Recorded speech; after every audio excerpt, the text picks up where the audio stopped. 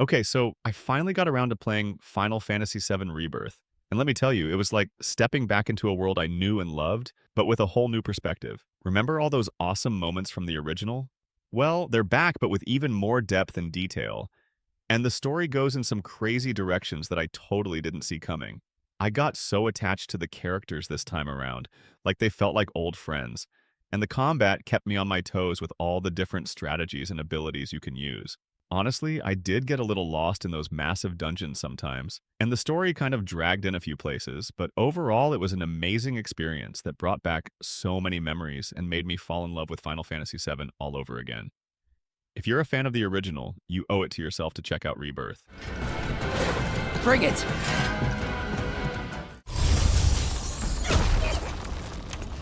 Black Myth Wukong is a visual masterpiece with next-level graphics and environments so detailed and atmospheric that I felt like I was exploring a living painting. And the combat is just as impressive because it's fast-paced and challenging, with a deep moveset that lets you unleash some seriously cool combos and transformations to outsmart your enemies.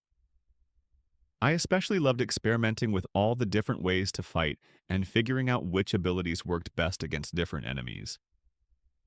While the story could have been a bit more engaging and some of the boss fights were definitely tough as nails, those are honestly minor complaints in an otherwise incredible game that any fan of action RPGs or anyone who appreciates stunning visuals and challenging gameplay should definitely check out.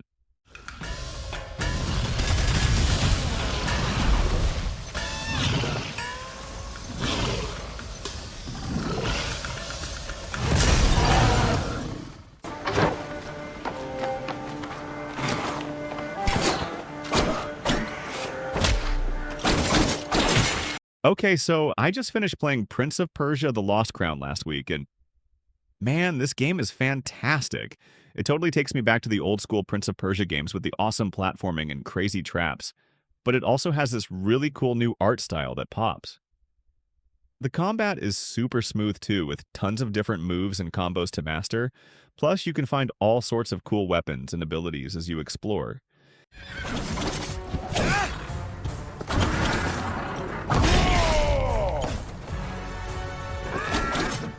And the story is actually really engaging with some fun twists and turns. I got totally sucked in. I will say that some of the platforming challenges can be pretty tough, but that just makes it even more satisfying when you finally nail them. Honestly, I haven't had this much fun with a Prince of Persia game in years, so if you're looking for a challenging and rewarding action platformer, definitely give The Lost Crown a try.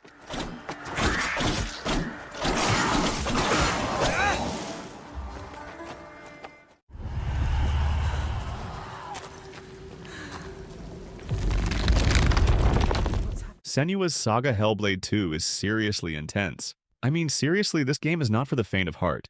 The story is gripping, and the way it tackles mental health is really something else. What have you done? Stop! Please help! You're right there with Senua, battling her inner demons, and the voices in her head are so realistic, it's actually kind of unsettling. The combat is brutal too, and you really have to be strategic to survive. I found myself holding my breath during some of the bigger fights, but what really blew me away were the visuals. The environments are stunning, and the way they blend reality with Senua's perceptions is just incredible. I found myself stopping to admire the scenery all the time, which I don't usually do in games. Honestly, Hellblade 2 is more than just a game, it's an experience. It's definitely challenging and emotionally draining, but it's also incredibly rewarding. If you're looking for something different and thought-provoking, then this is the game for you.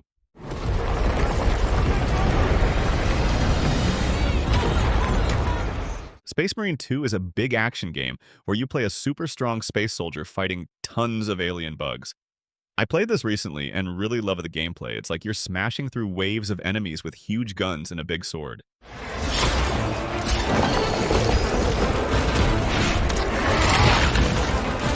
You feel really powerful, and the battles are super exciting, with lots of explosions and action going on.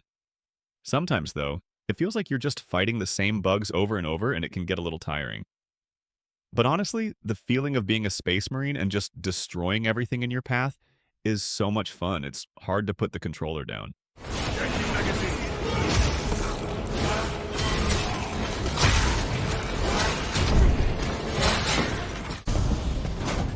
Welcome to Drawbridge, Sam. And to the GHV Magellan, our mobile base of operations. Come on. Sam, would you mind if I joined you?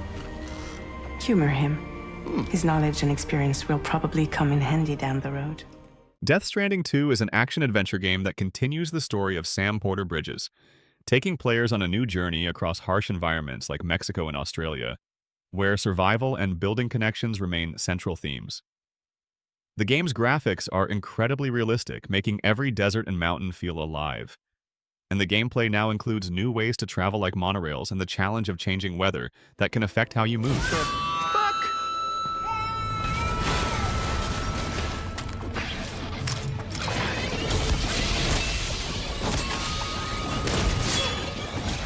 Combat has gotten deeper with more enemy types and new tools that let you choose between stealth, fighting, or avoiding conflict altogether, while the story introduces new characters and political tensions that add layers of mystery to the experience.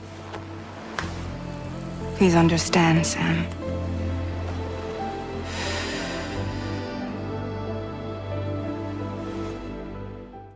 The place is coming down! Okay, so I finally got my hands on Indiana Jones and the Great Circle, and wow, this game is a wild ride from start to finish. You get to explore all these amazing locations like ancient temples and hidden cities, and the puzzles are really clever. I spent hours trying to figure some of them out. The story is super exciting too, with plenty of twists and turns that kept me guessing the whole time, plus the graphics are incredible. It actually feels like you're in a classic Indiana Jones movie. The combat can be a little clunky at times though, and I wish there were more enemy variety because after a while it starts to feel a bit repetitive. Should have left this alone. Yeah? Well, I should have done a lot of things. But honestly, those are just minor nitpicks in an otherwise awesome game.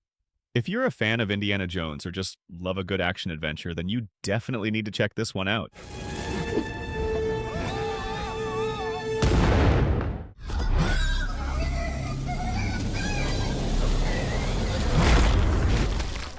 Stalker 2 Heart of Chernobyl is finally here, and it was definitely worth the wait.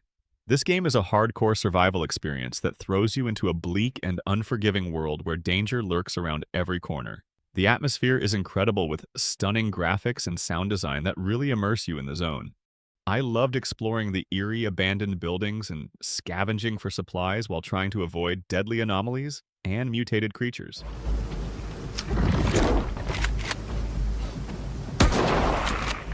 The gunplay is intense, and the survival mechanics are challenging but rewarding.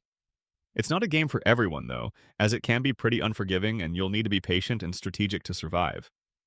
But if you're looking for a truly immersive and unforgettable survival experience, then Stalker 2 is definitely worth checking out.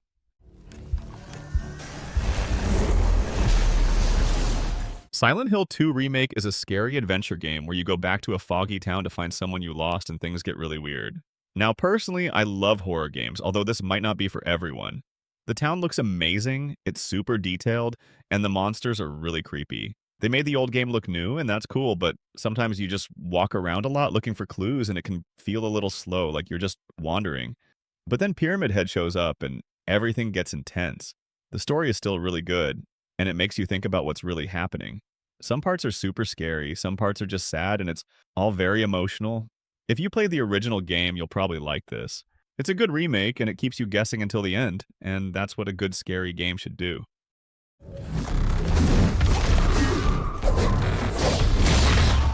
Stellar Blade is this fast-paced action game where you're basically a super warrior trying to save the planet, and the combat is really the highlight, with these stylish moves and combos that make you feel like a pro, and the game really nails that feeling.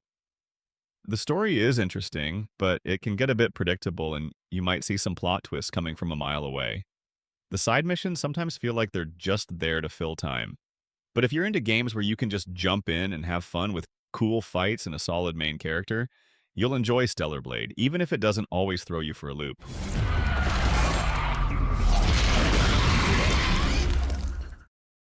If you've liked the video so far and want to support a growing channel, then please do subscribe to the channel and hit the bell icon for more videos like this one. Every man has an animal within. If you push too much, you might unleash the beast. Dying Light: The Beast is a first-person open-world action horror game, and it's actually a standalone spin-off that started out as DLC for Dying Light 2, but evolved into something much bigger. Hey, Olivia, the gas worked. That freak came here. Did you manage to kill it? Yeah. Well, thank God. You still play as Kyle Crane, but this time the world feels darker and more brutal, and honestly, the whole setting just hits different. Instead of tall city skylines, you're moving through dense forests, crumbling towns, and underground tunnels, and the tone feels way more personal.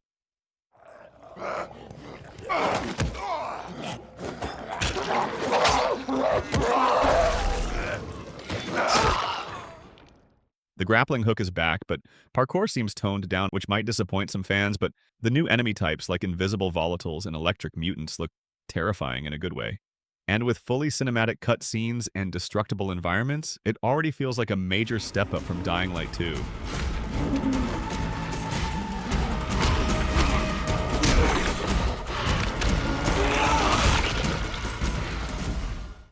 You're still with me?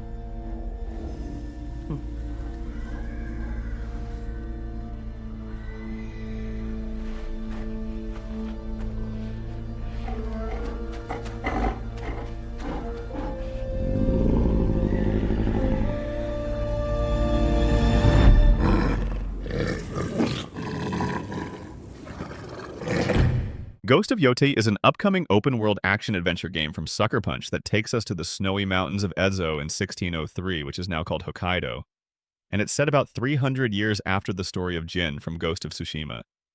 You play as a wandering warrior named Atsu, and she's probably not just a regular Ronin, because everything from her wolf-themed armor to her repaired ghost mask hints at some deeper past and maybe even some spiritual connection to the indigenous Ainu culture who believed animals were gods. The world looks colder and rougher than Tsushima, and Atsu's fighting style feels sharper with 2 swords in her hands and a matchlock rifle slung on her back, which tells me the combat might be faster and more brutal. The trailer shows a wanted poster, a list of animal names crossed out in blood, and a golden ghost mask. And all of that makes me think we're in for a more personal and mysterious story. If you liked Ghost of Tsushima but want something darker with deeper history and new weapons to master, then Ghost of Yote might be exactly what you're waiting for. Who are you? I thought we killed your whole family. The snake.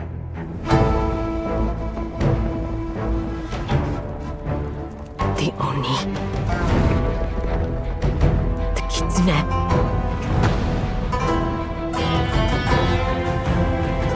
The spider. The dragon. Lord Saito.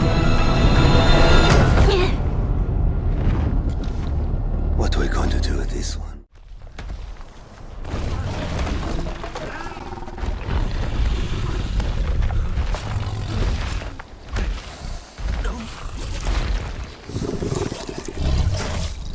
The Witcher 4 looks amazing, running on Unreal Engine 5 with beautiful graphics and smooth performance on PlayStation 5 at 60 frames per second. You play as Ciri, a skilled monster hunter, exploring a huge world called Kovir, filled with dense forests and lively towns. The game features very realistic horse riding with Ciri's loyal companion Kelpie, who moves and reacts naturally. The world feels alive with detailed foliage, dynamic lighting, and characters that respond to what you do. This next Witcher game promises to be the most immersive open-world RPG yet, combining art and technology in a stunning way. Salt.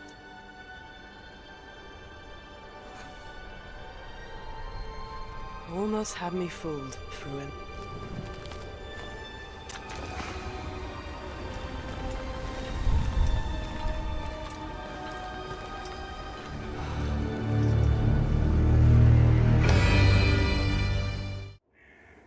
Votre attention, le soleil est sur le point de se coucher.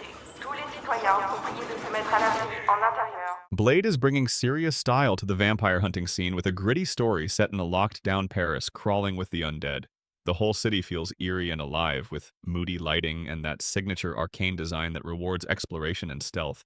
This isn't a flashy superhero game. It's raw, grounded, and soaked in blood.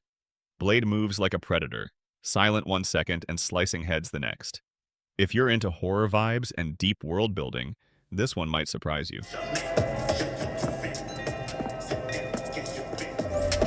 Relax, man. I don't bite.